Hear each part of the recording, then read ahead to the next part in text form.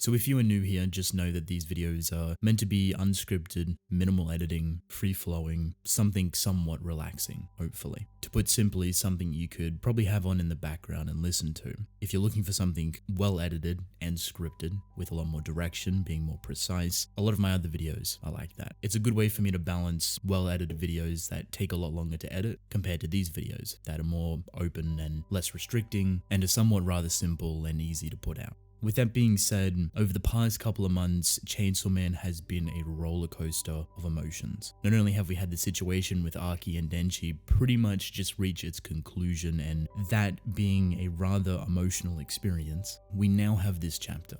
Without a doubt, over the past 81 chapters that Chainsaw Man has given us, which has been an absolute phenomenal experience and a journey to say the least, this chapter broke me. No questions asked. The way this chapter builds up to this very specific point, the tension, the emotion, just this terrifying aura that Makima embodies, and how it ripples throughout the entirety of the narrative and just suffocates not only us as readers, but every single character that comes in contact with her. She is pretty much the literal definition of a monster, a manipulative one. The aura surrounding her is corrupt and evil by definition. So having this chapter in a more so reverse spotlight, with Denji being more so mentally exhausted and tired by thinking about all of these devastating things that have happened over the past chapters and the experiences he has had up to this point with some people that he's grown very close to, was a very interesting situation. He has willingly walked into Makima's control. And while she has somewhat lured him in little by little, the mentally exhausting stuff for Denji was that turning point, hell, even a breaking point.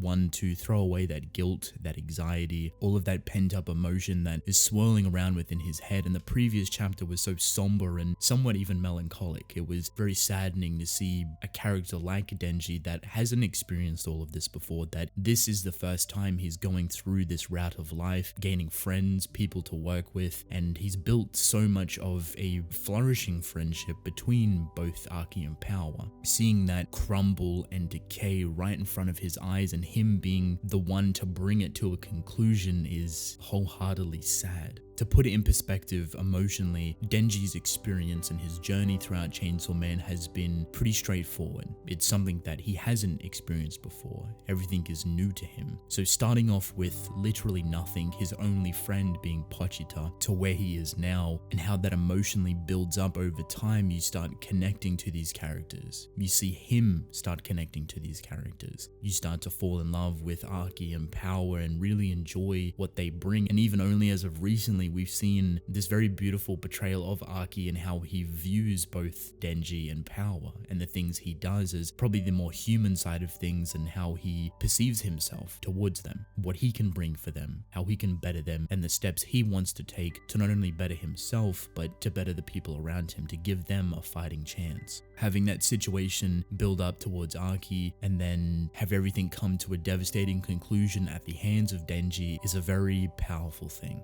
This is the first biggest loss within the story so extremely early on, and we are still, as readers, riding off that emotional devastation. And yet here we are, chapter 81, re-experiencing it, not even expecting that something like this would actually happen. It's been lingering in the back of my mind for the longest of times just how ridiculously manipulative Makima could actually be, the things that she is trying to achieve and what she wants Denji to be for her. And for me, it's even more impactful that Denji has gone there willingly this time. He's thrown away his emotional exhaustion, his mental fatigue, everything relating to the past experiences that he has had in favor to be Makima's dog. This whole chapter set that up beautifully, taking away his free will, his decisions to think for himself, and allowing Makima to take control willingly. That absurd control and manipulation comes back in right at the end of the chapter, and it's heartbreaking, as you don't physically see how tired Denji is with his past situations and the stuff that has been weighing him down, but the way he speaks about Aki, the way he speaks about those fights, and even the journey he's had up to that point is very somber.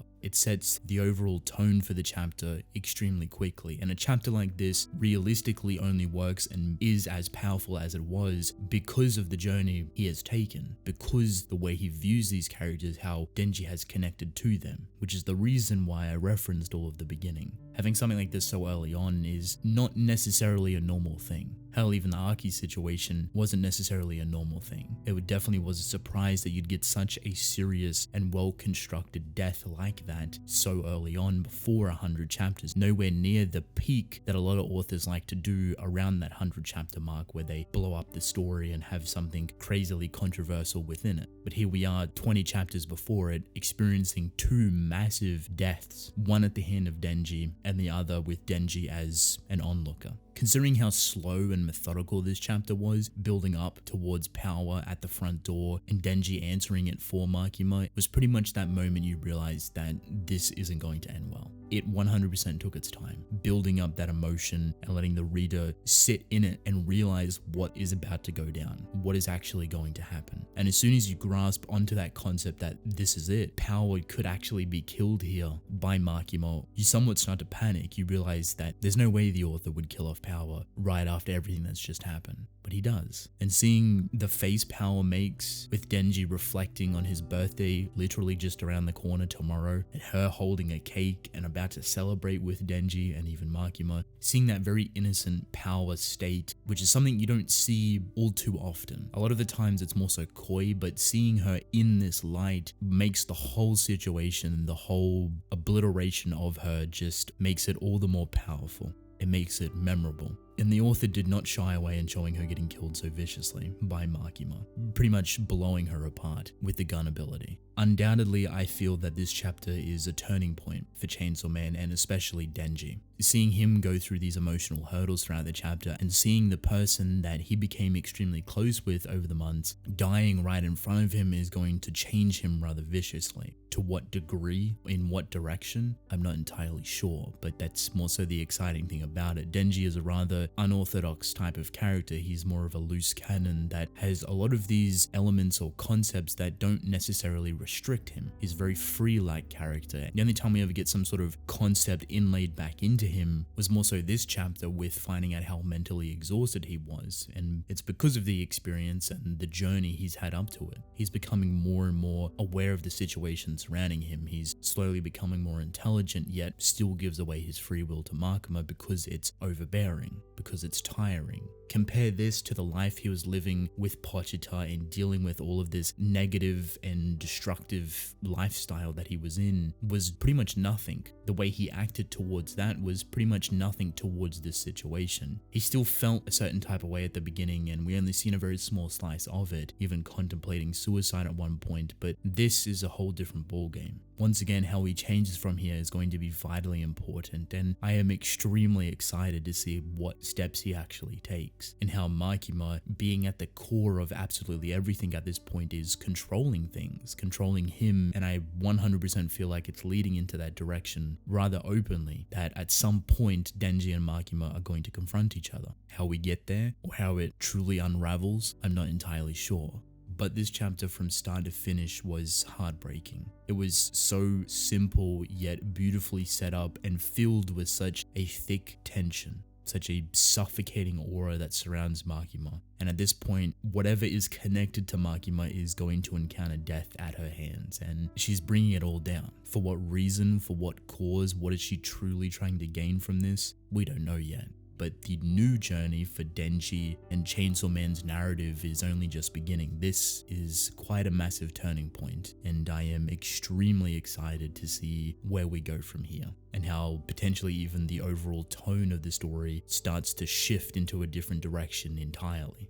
So to bring this video to a conclusion, all I can say is that this chapter was heartbreaking. I didn't expect Power to be killed off so viciously by Makima, but here we are. And I honestly don't know where we go from here, but I'm excited to hear your thoughts on it. Where do you feel like Denji is going to go as a character? Do you feel like he's going to be more emotionally tormented by this situation, considering he was so torn up about Aki to give away his free will to Makima? How is he going to react to this situation? Is he going to fall more deeply into Makima's control? Or is he going to split and mentally corrupt himself to such a degree where his personality personality start to warp rather drastically. I'd love to hear your thoughts. But with that being said, I hope you all enjoyed. Drink plenty of water, and I will see you in the next one.